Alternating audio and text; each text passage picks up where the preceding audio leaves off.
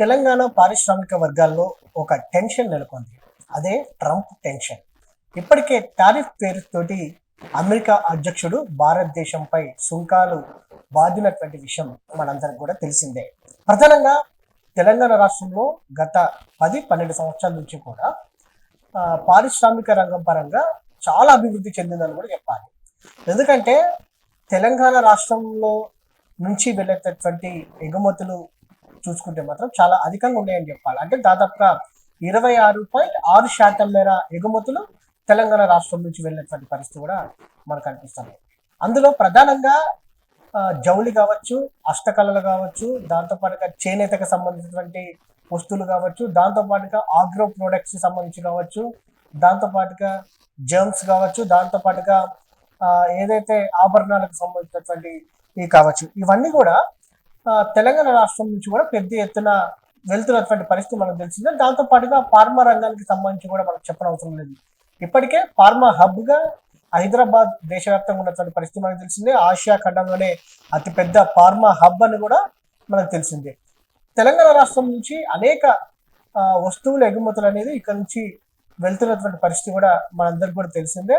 మన రాష్ట్రం తర్వాత కూడా అనేక దేశాలు పంపించేటువంటి ఎగుమతులు వస్తువులకు సంబంధించి కూడా చూస్తే మాత్రం చాలా తక్కువ ఉన్నటువంటి పరిస్థితి కూడా మనకు కనిపిస్తుంది. ఒకసారి మనము దేశవ్యాప్తంగా కావచ్చు, ప్రపంచవ్యాప్తంగా ఏ దేశాలు తెలంగాణ రాష్ట్రం తర్వాత ఎగుమతుల్లో ఉన్నాయి అనేది మాత్రం ఒకసారి మనం చూడొచ్చు.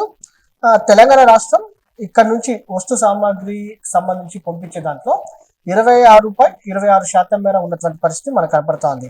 మన తర్వాత చైనా 6.78%, తర్వాత రష్యా 4.01% మేర ఇక్కడ నుంచి వస్తు ఎగుమతుల్లో ఉన్నటువంటి పరిస్థితి కూడా మనకు కనిపిస్తుంది.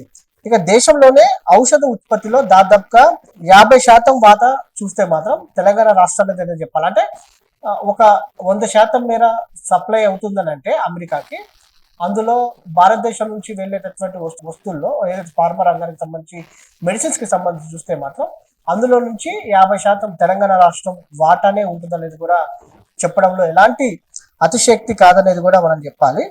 దాంతో పాటుగా అణు యంత్రాలలో చూస్తే మాత్రం 3వ స్థానంలో 5.37%, ఎలక్ట్రికల్ యంత్రాలకు సంబంధించి చూస్తే మాత్రం 4.67%, దాంతో పాటుగా ఖనిజ లవణాలకు సంబంధించి చూస్తే మాత్రం 2.82%, పత్తికి సంబంధించి చూస్తే మాత్రం 1.97% మేర ఉన్నటువంటి పరిస్థితి కూడా మనకు కనిపిస్తా ఉంది. దాంతో పాటుగా పప్పు దినుసులలో చూస్తే మాత్రం 1.76%, దాంతో పాటుగా కాఫీ టీలకు సంబంధించి చూస్తే మాత్రం 1.74% ఉన్నటువంటి పరిస్థితి కూడా మనకు కనిపిస్తా ఉంది.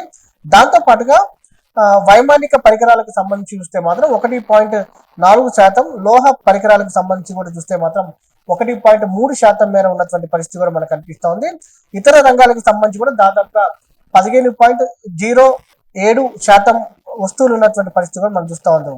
అయితే సుంకాలతో అమెరికాలో తెలంగాణ ఉత్పత్తులకు డిమాండ్ తగ్గే అవకాశం ఉన్నట్టు కూడా అటు పారిశ్రామిక వర్గాల్లో ఆందోళన నెలకొన్నటువంటి పరిస్థితి కూడా మనకు కనిపిస్తా ఉంది. దాదాపుగా 20% పైగా కూడా ఎగుమతులు తగ్గే అవకాశం ఉన్నట్టు కూడా అటు పారిశ్రామికవేత్తలు ఆందోళన చెందుతా ఉన్నారు. దీని ప్రభావంతో అటు ఉద్యోగుల పైన కూడా పడే అవకాశం ఉంది. ప్రధానంగా కంపెనీల పైన తీవ్రమైనటువంటి ప్రభావం పడే అవకాశం ఉన్నట్టు కూడా తెలుస్తా ఉంది. ఇప్పటికైనా కేంద్ర ప్రభుత్వం సత్వర చర్యలు తీసుకోవాల్సిన అవసరం ఉందనేది కూడా అటు పారిశ్రామిక వర్గాలు చెప్తున్నారు. కేవలం తెలంగాణ మీదనే దాదాపుగా 20% మేర ప్రభావం పడుతుందంటే మనం అర్థం చేసుకోవచ్చు. తెలంగాణకు సంబంధించిన వ్యాపారవేత్తలు, పారిశ్రామిక వర్గాలు ఎలాంటి ఇబ్బందులు ఎదుర్కొనే అవకాశం ఉన్నట్టు కూడా మనకు అర్థమవుతా ఉంది.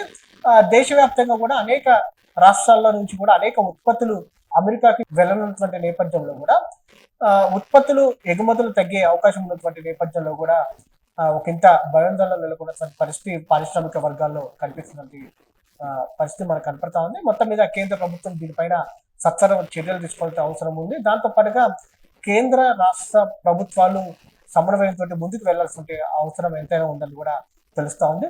దాంతో పాటుగా ఇప్పటి నుంచి అయినా సరే భారతదేశానికి సంబంధించినటువంటి వ్యాపారవేత్తలు ఇతర దేశాల్లో, కేవలం అమెరికానే కాకుండా ప్రత్యామ్నాయంగా ఇతర దేశాల్లో కూడా భారతీయ సంబంధించినటువంటి ప్రోడక్ట్స్ ని ఉత్పత్తులను ప్రచారం కల్పించడం కావచ్చు, అక్కడ ఎగుమతులను పెంచే విధంగా ఆ విధంగా కూడా ప్రమోట్ చేయాల్సిన అవసరం ఎంతైనా ఉందని కూడా వ్యాపార నిపుణులు చెప్తున్నటువంటి పరిస్థితి కూడా మనకు కనిపిస్తోంది. మొత్తం మీద భారతదేశం పైన, ప్రధానంగా తెలంగాణ రాష్ట్రం పైన మాత్రం అమెరికా అధ్యక్షుడు డొనాల్డ్ ట్రంప్ విధించినటువంటి తారీఫ్ల ప్రభావం మాత్రం చాలా కొట్టొచ్చినట్టు మనకు కనిపిస్తుంది.